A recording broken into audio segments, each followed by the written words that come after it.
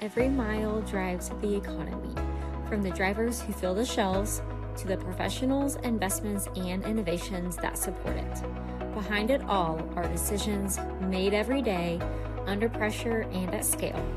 Hosted by leaders from across the industry, this is Cents Per Mile, insights that drive better decisions, a CD Life production. Hey, welcome to Cents Per Mile. I am always honored to be joined by my colleagues, Karen Smearcheck of Varia Trucking and Tom Albrecht with Reliance Partners. Folks, it's great to have you all join us today. We have had lots of different discussions over the past several episodes of Cents Per Mile, the rebooted season. Today, we're going to be talking about really what we hear day in, day out. The hottest topic out there is how do companies win the driver recruitment war? How do they get the drivers? That's one of the things that's going to be the transitionary element from this down market into this upswing and capitalizing on all the opportunity that's out there. But we talk about wars. Wars are won with battles, right? Multiple battles. And so today we're going to be talking about really 4 battles when it comes to the driver war. The first one is the battle of attention. How do you break through the clutter? If you have ever gone out and simulated being a truck driver trying to find a job, it is a sea of sameness out there. Every job looks the same. Every company looks the same. Everybody sounds great, amazing. It's going to be a great life at this company, but maybe reality is not exactly what it looks like on the ads. The second one is battle for speed. Who's going to do it the fastest? Who's going to take advantage of the upswing in the market? Who's going to be in a position to take advantage of the opportunities that are existing that are coming up in H2. The battle for data. Are you doing recruiting the same way you have been for years and years? Has anything changed since 1999 recruiting? Are you improving it? Are you getting better? Are you looking at the data? Do you even have data accessible to you to improve? And the last one, this is going to be interesting. The battle for after the hire. Are you going to be able to keep all of those drivers that you have worked so hard to get through the door and to get in the truck? Can you supply them with enough job, enough pay, enough happiness, enough respect at the end of the day? So we're going to be diving into all of those. But first, Tom, Karen, the driver war. We've seen it before. You all have seen it before, right? It is a key piece. This is the person who takes the inventory across the roads, literally drives the entire country, right? Drives the country that we live in. So just quickly, Tom, as you look at the driver war, historically, some of the people who have been successful in that, do you have any examples of like the companies who actually got the drivers at the right time and had the right strategy in place, ultimately succeeding in taking advantage of the opportunities? Well, I think any company that became large over the last 20 to 25 years, there has to be an element where you say, yes, they were successful.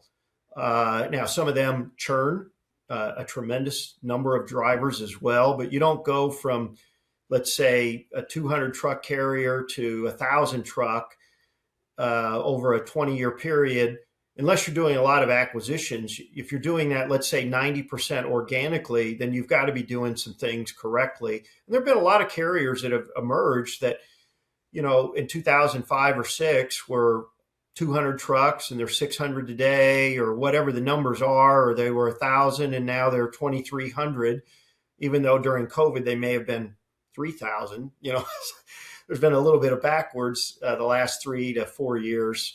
But I mean, they do all the above. They stay on a regular equipment cadence. They treat their drivers with respect. They raise pay when the opportunity's there. They make sure that the driver managers are courteous, respectful. They respect those things in life, wedding anniversaries, birthdays, little league ball games, all the things that we've heard about forever. What I'm really interested to hear later in today's conversation is if AI is actually enhancing the recruiting process, or maybe helping identify drivers from an aptitude perspective or some other angle that hasn't been considered overly in recent years. So I know that was kind of a long-winded answer, but yeah, there's plenty of successful examples. But it's a struggle every cycle. And I would say since the housing crisis, there's been very few carriers that have had a lot of organic growth the last 15 to 20 years. Most of the growth was from 1980 through maybe 2008 when housing collapsed. And then the organic growth since then has generally slowed to a crawl over the last 16, 17 years. Yeah. Karen, you're in the middle of the war right now. How are you seeing the driver recruiting war? What's some of the battlefield things going on right now for you? Yeah, when you get a lead, how quickly do you connect with that person? Is it, the ATA or ATRI puts out data in hours, but really it's about seconds. Within the first 5 minutes, that how many, especially on a shared lead, how many people are reaching out to them, or how many opportunities are they getting? But kind of feeding off of what Tom said is that there's a lot of people out there that will throw out a high cents per mile to attract a driver, and they know they get paid by the mile, and they have to understand how to utilize their clock to maximize their pay. And really, it's, have that conversation around gross pay. Someone's offering 90 cents a mile. Well, how many miles are you actually running in a week? 1,200 or 2,200, right? So let's talk about gross pay more than cents per mile. Yeah, yeah. It's so as we look at first thing, battle for attention. How are companies positioning themselves to capture the attention? I'm a firm believer in brand. I believe that brand and culture are the core of every organization, and that exudes out of the people who talk. We've seen so many situations where you talk to the CEO, president, and man, when they talk about like drivers, it's passionate. Like they love, like they were a driver. Their dad was a driver. Their grandpa was, whatever that is. And when they talk about drivers, it exudes. When we talk about the marketing that comes out of that, and maybe the recruiting messages, doesn't really convey, right? It doesn't really transition into those things. So for me, it's about the brand, about the process. It just warms my heart, Karen, to hear you talk about getting back to them within seconds, because I think that's a huge impact to the overall driver recruiting piece that many people are really failing today, and that they may wait 2 weeks, honestly, to contact the lead. And by that point, they've probably already taken 2 jobs in this driver space, right? Who knows with that? But Tom, you're not in a trucking company, but you certainly understand brand. How do you think companies should be positioning themselves in the market to grab the attention of the driver? Well, I don't know that there's anything brand new right now, but over the last 15 years, the power of social media, a lot of us live on LinkedIn. Some drivers do, but generally they're going to be in other forums. It could be Instagram, Facebook. Reddit has a very active driver community. So I think companies have to be speaking to where the drivers are. And speed, to Karen's point, is really true. I mean, I think about a situation earlier this year. I needed a home repair.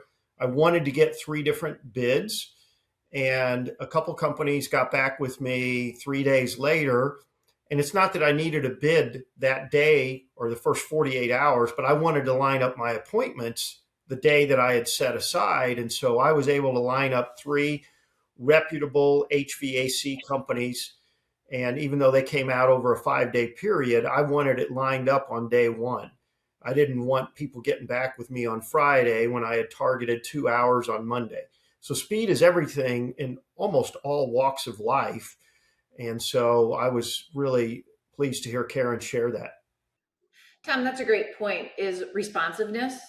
That even though recruiting and operations are 2 different departments, if you're not responsive in recruiting, they're going to assume if they work for you, operations won't be responsive as well, right? They're going to take whatever that first impression is and apply it against your entire organization. Absolutely. I mean, the same thing with sales, right? If sales is a horrible experience, is their customer success or customer service going to be great? That's the way it is in even in what we do. And if you think about, honestly, I think a lot of drivers make decisions based on really bad experiences with their current employer. They're mad at them, or they something happened or whatever, and they're looking for a change. And if you capture them at that moment, right, they're top of mind awareness. They just applied to a job. If you can get in front of them, they have you on their mind, as opposed to 2 weeks later that maybe somebody else came along, or maybe they're made up with their current employer or whatever from that. So speed is definitely a big issue. Trucks run on diesel, but America runs on truck drivers. Every day, they keep shelves stocked, businesses moving, and our economy alive. With nearly 60 million views and 2.9 million followers, this is where drivers live. If you are looking for drivers, they're at CDL Life. Karen, I'm interested to see any insights you have related to how do you break through the clutter of, again, if you ever looked at job boards, it's a sea of sameness out there with just job after job. What do you think are some of the keys that you or some of your colleagues that you've spoken to really helps to break through the clutter when it comes to driver attention? One, I think there's some drivers who will take the first offer, and then there's other drivers, similar to what Tom just explained, are you going to have 5 offers laid out and say, which one do I like the best? This one gets me home, this one pays more, or this one I have to work less days per year. And then they're going to say what works best for me. But what do people see in Veolia is we have yellow trucks. We stand out on the road. Our safety rating. Look at your out of service rate. Like, drivers are going to look at out of service. And if your out of service rating is above the national average, it doesn't matter what you get paid per mile, or you're going to be parked alongside the road and not driving those miles. A brand has a lot to do with what you're doing online and that online presence, because that phone is how they're getting to you, right? They're not on a laptop, they're on a device. So just really saying, what are those other drivers going to see? And Veolia is known as a training fleet. And that might actually deter some drivers away. But really, being a training fleet, like those new into the industry with proper training actually have less catastrophic events than those experienced drivers, right? Because they're getting taught the safe way to do things. But being a training fleet also allows you to have some career path with a driver, whether it be starting as a trainee in the van division, earning extra pay because you're a trainer, or getting elevated into the entertainment fleet after you've proven yourself in our truckload fleet, right? So is there a career path? Is there anybody with CDLs in your office that once drove a truck for you? That, your ratio is much different. So the likelihood, of being able to take every driver that has interest of coming into the office is not feasible. But truly seeing that someone with a CDL is at an office desk when you're running a trucking company gives that overall impression that the people in the office have been in my seat and they comprehend what it's like on the road. They understand where the issue is if I have a breakdown of some sort, and understand the urgency. So I think it's really just saying to me, your brand is so encompassing on the interactions and how you solve the problems, because there's always going to be problems in trucking that need solving. Yeah, it's interesting. We'll talk about this, I'm sure, in an upcoming show, Truck Driver Appreciation Week.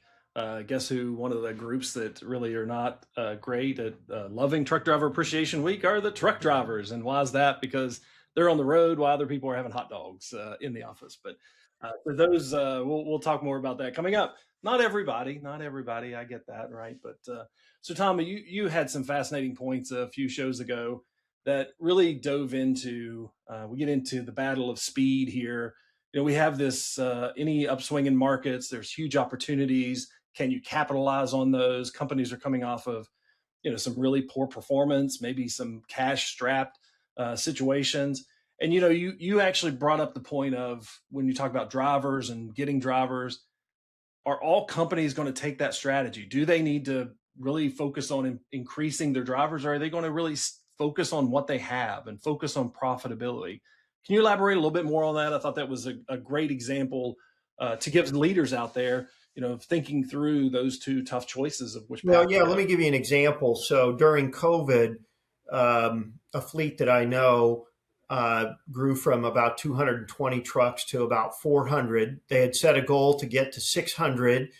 And then when I spoke with them last year, they were back below that original 220 starting point. So they had shrunk more than 50%.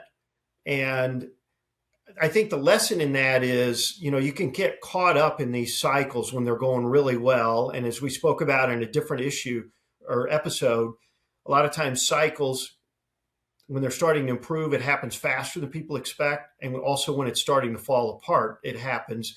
So I think from the get-go, a motor carrier, whether they got 200 trucks or 2,000 or 23 trucks, know what you want to be 2 years from now.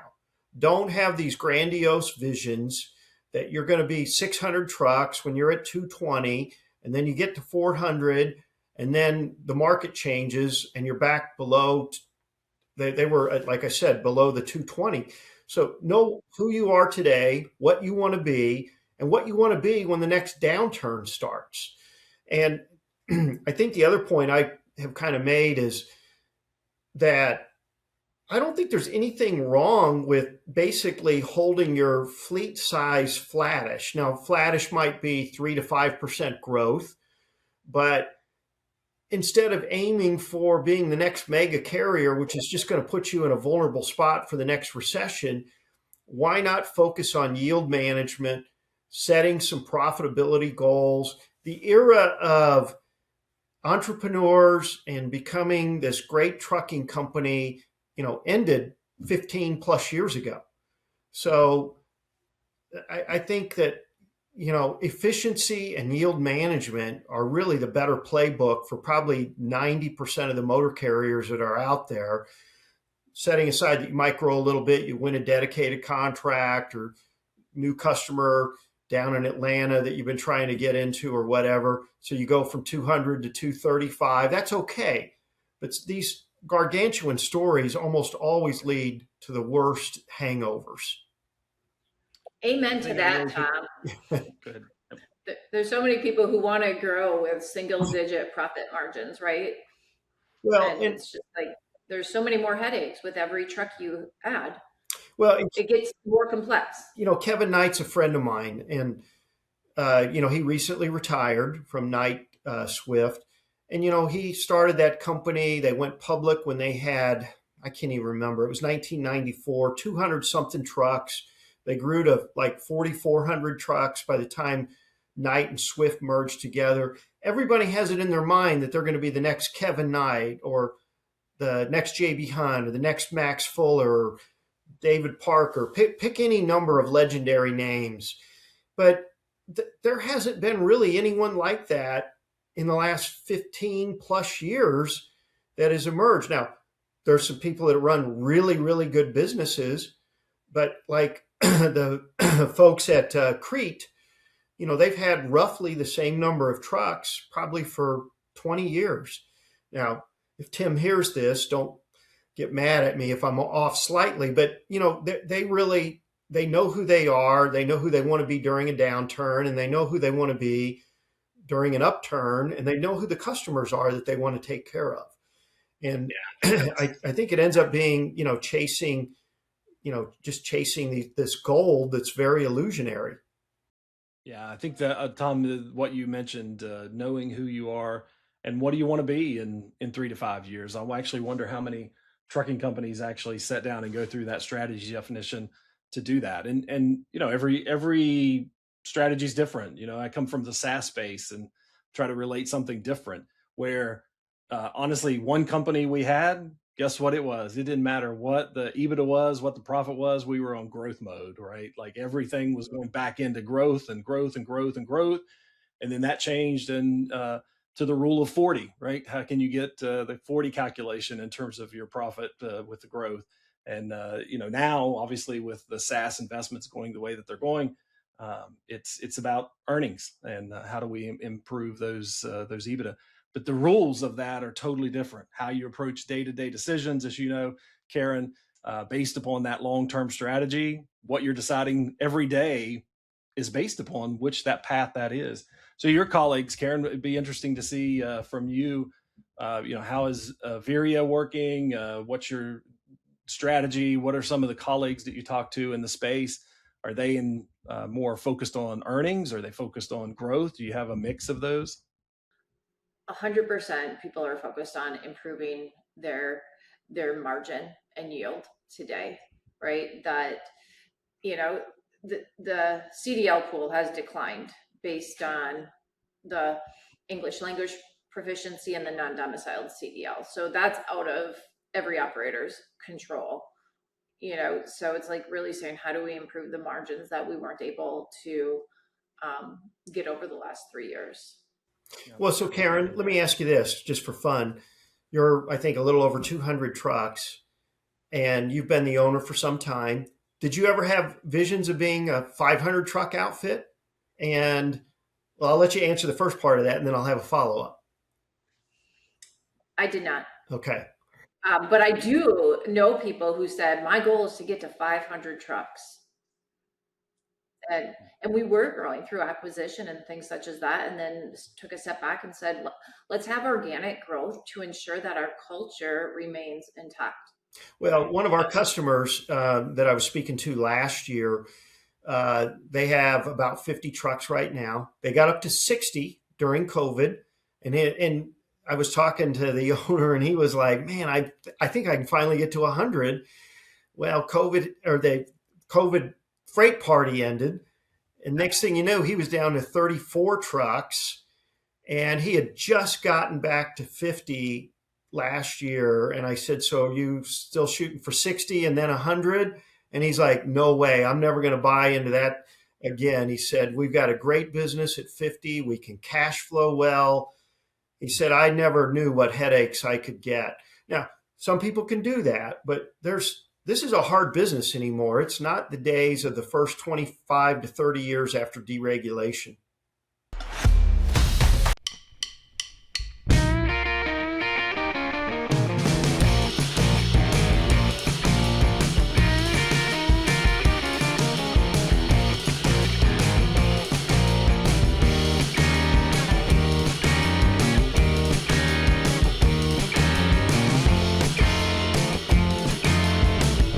So the next battle we need to talk about is the battle of data.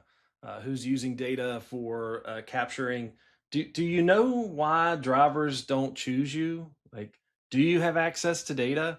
We have so many new clients coming in to CDL Life, and obviously they have ATSs, they have systems, but they're doing, I always call it Excel spreadsheet ninja work. Do you ever do ninja work, right? Pivot tables and all of that. You're getting data from here and here and here and here and here, pulling it all in and trying to figure out where's our investment going, what's happening to it, where it's falling off. There is a better way, by the way, but just if anybody's wondering, there's an easy way to get all this data and present it in a very, very simple format to come out. But the speed for data, Karen, you talk to operators day in, day out. If you had to guess of the owners, presidents, CEOs that you interact with, how many of those have a good handle on the data as it would come to this driver war? How their investments are going, why they're losing, are they using that data? If you had to just guess what percentage that would be. So you want me to guess who's using that data or what percent are using it? Yeah, who has that? A driver doesn't choose them after they receive the lead? Yeah. Okay, I'm going to say less than 5%. Less than 5%. Yeah. And why do you think that is? Do you think the systems are just not there? Do you think and I'm going to say this and probably get backlash, but I think trucking is behind in terms of the use of data, right? I think I've hear that continually. I think it's behind in terms of the speed of change, adoption of technology, all of those things. And it's, no ding. It's just, I think they have a lot on their shoulders, and it's tough to adopt this stuff ongoing. I think, why do you feel that is? Do you feel it's just they have too much other things going on? It's the way trucking's always been. So one, your passion is contagious, right? We can hear the passion when you're talking about data, and data is your currency, right? Like, this is how you can make better margins that we were just talking about. But I think for me I would think that people aren't using it on the applicant because they've been ghosted and can't get the data, or so they believe. But then during the exit process, I think that people avoid conflict. So they're really not upfront with you as to why they're leaving. So there might be something going on that they don't want you to know about. So they make something else up. And so I think we definitely, and I'm going to say what percent of fleets use the data on the term reason. I would hope that's over 50%, but I can't guarantee it. And I would also add in this whole thing of driver recruitment, the number one reason drivers are leaving Veria is for a home daily position or the construction industry, which I guess is home daily too, depending on what kind of construction they do. And so it's really saying we don't have a home daily fleet in the city in which they live. But let's go back to your data question. So there's some of my data of why do drivers leave, but not why do drivers choose another company, is probably for a home daily role that we can't offer them, that they wanted home daily and we don't have one in their region. Well, let me tell you a story. So when I was at Celadon as CFO, I participated in a couple of driver recruiting efforts in the evenings. And I actually recruited 2 drivers that actually came to work for us. And so I said, I'd get on the phone and you're going through all these phone calls. And I was like, well, why don't you want to come to work for Celadon? And the guy said, well, you guys aren't committed to the cross-border business like you used to. And the other said, you keep shrinking your length of haul. And I used to have friends there. You always had longer runs. And so both those guys ended up coming. And I said, listen, we are rejuvenating our cross-border business. And we're also going to be opening up from the Southeast back into New York and New Jersey, really New Jersey, the Port of Elizabeth there. And, and I said, I promise you, I'll buy you lunch if you come in after your first week or month on the job. And they both came in, bought them lunch, and we had a great conversation. And it was just interesting to hear what, drivers know. So there were others I'd ask, what do you hear about Celadon? And they didn't hardly even know who the company was. But in those cases, they gave very specific feedback and I pushed back and we were able to hire them. So I think also knowing what the market thinks, what are the rumors about your company, even if they're not true or they're not pleasant, you got to address those with your company. I mean, that was one of the lessons I learned from that. Yeah, the interesting definition of brand is really what a person has in their mind about you, the good, bad, ugly, true, false, whatever it is, doesn't really matter. That's the brand that you have. It's not what you say it is, right? It's not like your logo. It's really what people have in their minds. So yeah, it's interesting. So the last one we're going to talk about is the battle for after the hire, right? Now that you've done all this work to capture them, how do you keep them? We hear stories day in, day out from drivers who they got the job. They had a great experience, but they got on there and guess what? There wasn't enough loads for them. They were setting, right? There's just not enough opportunity for them. Something wasn't right. They didn't like the dispatch person. They were rude, right? So a lot of these things that you don't really know until you experience it from those. But Tom, starting with you, the ones who win retention, what's that mean? Like, that's powerful. That's huge in terms of taking advantage of this opportunity. Well, I know a company that after they hire drivers, they dole out to more than a dozen of the top executives that they have to call the drivers and welcome them on board. So they don't just leave that to the driver recruiting department. And I know another company that when drivers leave, the top 5 executives get on the phone that day and call the driver. Why did you leave? And they get back about 30% of the drivers, some like that day or the next day, some it's a quarter or so, but they've tracked that number for a long time. So again, there's ownership at the top. I can't answer that question quite the way Karen can, but that's one of the practices that stood out to me was the CEO, the CFO, the CCO, the COO, and one or two other key people were on the phone after drivers quit, and they wanted to hear about why. I'll echo what you said, Tom. treat the first 30 days like you're still recruiting that driver with really intentional touch points. So when they get their first check, does the person who processed payroll give them a call? Hey, do you have any questions about your check? So just having more than one point of contact in your organization, I think, is critical to your retention. Yeah, that's so true. I think that's true in a lot of businesses. Absolutely. I mean, even for what we do, technology folks, customer success, we're much more from a mind game, right? How intelligent people are and putting their minds to campaigns for clients and technology that we develop and all of those kinds of things is really what we focus on. But keeping them happy, keeping them engaged, enabling them to find their inner greatness at the end of the day, right, is powerful. And that's what they job on. That's an organization and culture that they want to be at. So what a great conversation. Tom, Karen, always a pleasure. Appreciate y'all so much. Thanks for watching. Please like, subscribe, comment below. You can find us on centspermilepodcast.com, freightwaves.com, or YouTube. Just go out and search on Cents Per Mile and you'll find us out there. Thanks for joining.